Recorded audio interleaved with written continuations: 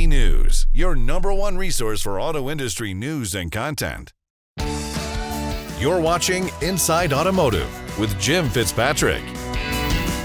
Hey everyone, Jim Fitzpatrick. Thanks so much for tuning in to another edition of Inside Automotive right here at CBT Automotive Network. Today I am joined by John Fitzpatrick, who is the president and CEO of Force Marketing. You've seen him here before, folks, on CBT News. And John, you are going to be, I guess, part of the keynote for the Automotive Forum, the J.D. Power Automotive Forum in New York, coming up in just a month. It's a month away. And you're going to be joined by Senator Bernie Moreno. Right? The title of it is The Return of the Golden Age of Automotive Retail. That's right. So talk to us about that. Yeah, Bernie Moreno, been a longtime friend of mine, and we had the opportunity to work with all of his stores when he was a dealer.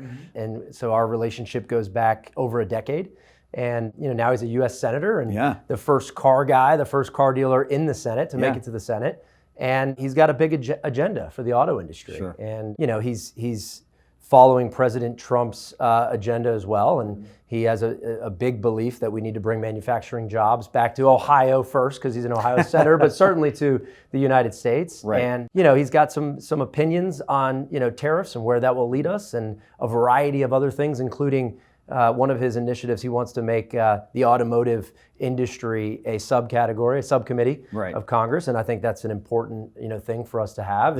And, for sure. And just a variety of other areas that he really wants to focus on, that he ran on, that he wants to stay committed to. Right. Our angle is, here's two longtime friends chatting it up, and hopefully we can be, we can bring some authenticity. Right. I know that's another initiative of his, is to be very transparent, very open, very authentic. Right. Oh, he tells he it knows like it no other way. When he's on the floor or on those committees, drilling those witnesses and those people that appear before the committees, he doesn't hold back. He doesn't. And, he's got such a, I was just on the phone with him the other day. He's like, John, I got a newfound energy. And I am deeply committed to the honor that is having that seat, and the responsibility that weighs on him when he's driving into work every single day. A little bit different than when he was a dealer. Oh yeah, of course. A little bit different feeling.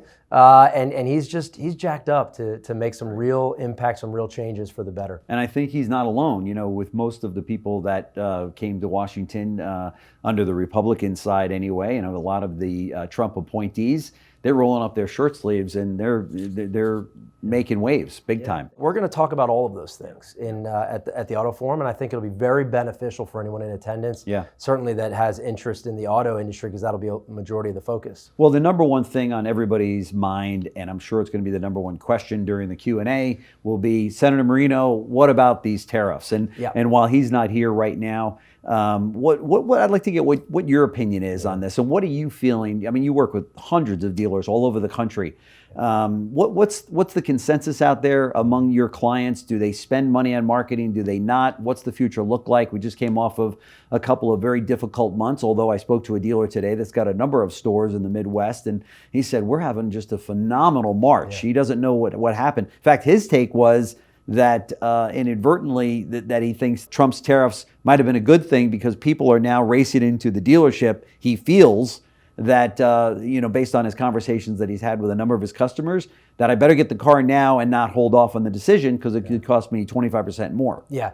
Now we work with close to 1,500 dealers nationwide. No area of concentration in brand or region. Okay. And so what we are seeing by and large is that same feeling, that it is bringing the buyer that was sort of in market to market, right? And I think, look, if that's what it does in the short term, if it's just sort of this feeling of the consumer that, hey, I better go ahead and make that purchase, I better go ahead and trade that vehicle in, I think short term that's fine. We're all okay with that, right? I think where we all have some concerns, and hopefully Bernie can answer some of his feelings or his unique perspective on this, is what does this mean long term, right? I think short term, right, we're sort of watching an active negotiation play out, right, before our very eyes, between President Trump and the rest of the world. I think, long term, what does this mean? Look, I think if the tariffs stay in place long term, this is just my personal belief, we certainly will see jobs coming back in a big way, right? You're going to see commitment to plants. You've already seen a lot of the OEMs sort of recommit, hey, you know what, we're going to move that plant.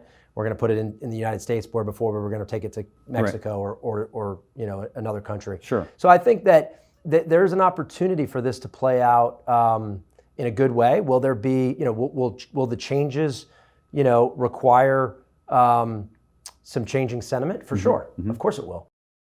And maybe a little pain here and there, potentially. Big changes sometimes require that, and this is something that I think has been needed to at least be on the docket. But I'm really, interested to see, how Bernie answers some of these questions for all of us. Yeah, for sure. Yeah. And I think I can speak for most of the industry out there when I say it's great to have Bernie in place there, representing retail automotive, even more specifically retail automotive, as I said, because it's not like he's coming from the OEM side and as a former president or vice president of a large brand. He's representing the dealer side, right? Which we've needed for a long time in this industry. And the dealers represent the consumer. They're in the hyper local market. They're where the sort of rubber meets the road, if you will.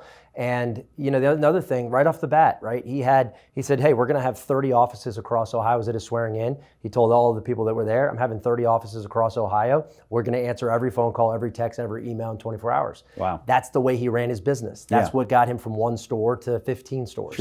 Is just that customer experience being top notch. His belief is, why can't we bring that to government, right? Where it's the most important. You've got folks asking about their way of life, right? In some cases.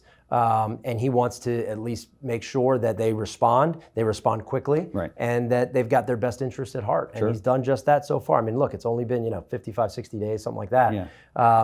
So we'll see if he can continue that pace, but so far so good. It is interesting to see a guy like Elon Musk, who's so close to the president and head of Doge, making these cuts and such, not making a lot of friends out there. And as a result, Tesla stock and the product has come way, way down. And now, in fact, they're talking about taking away the tax benefits in buying an EV, which is kind of funny because you've got their Elon Musk right there, and yet they're saying, let's do away with that. And I know Bernie's a proponent of that as well. Why are we giving tax incentives to a family or somebody that's going to buy a $100,000 EV? Maybe that individual doesn't need a $7,500 tax advantage, which everyone else, to his point, is subsidizing. You and I are subsidizing that tax benefit. That's right. Look, it was I think originally designed to be a stimulus to get people to consider the EV product. I think we're way past that. I think my opinion is, and what I'm seeing in the data is, many consumers are considering an EV or some version. Maybe it's a plug-in, hybrid EV. And all of the different options that they have as consumers. It's done that. We need to take the next chapter of this. And so the voucher or the tax benefit was a way to kickstart it, to say, hey, try it out, get out there. But now with all manufacturers providing EVs and everybody talking about them, and we see EV sales up pretty substantially. 9% last year, right? Yeah, for 2024. It's beginning to really gain steam, and I think it's a great option for the consumer to have. I think Toyota, in many cases, many have said, was right on this. Jack Hollis was out there running around saying it's an option. Let's not just pivot everything. That's right. Let's not mandate. And probably a plug-in hybrid or all hybrids of these things, will be the but bridge. Is it a great option? Of course it is. Sure. And I think that's likely where the future will take us. Yeah, right. So for those watching us have this discussion, you're not going to want to miss it. It's the J.D. Power Forum. It is always just a stellar event. J.D. Power puts on incredible events, as many of you dealers know. This is going to be one that you're not going to want to miss. Obviously, John's going to be there along with Bernie Moreno, who's going to be giving us some great information about what's happening in D.C. And what happens in D.C. trickles down to your dealership and so many other entities out there. So we want to know what's happening. It's going to be just a great event. But again, J.D. Power Forum, it's going to be at the Javits Center. It's on April 15th. It's a full one-day event. And of course, you can also attend the New York Auto Show the very next day, which, as you know, that too is an amazing event that the Greater New York Auto Dealers Association puts on. And so check it all out and make your reservations now. You're not going to want to wait on that. But so John Fitzpatrick, President, CEO of Force Marketing, thanks so much for stopping in. Appreciate it. And look forward to seeing you out there. We'll be there. Yeah, same here. Looking forward to it. We happen to be one of the media sponsors. So we'll be there set up. If anybody comes by, please stop by and say hello to us. So thanks. Thanks for watching Inside Automotive with Jim Fitzpatrick.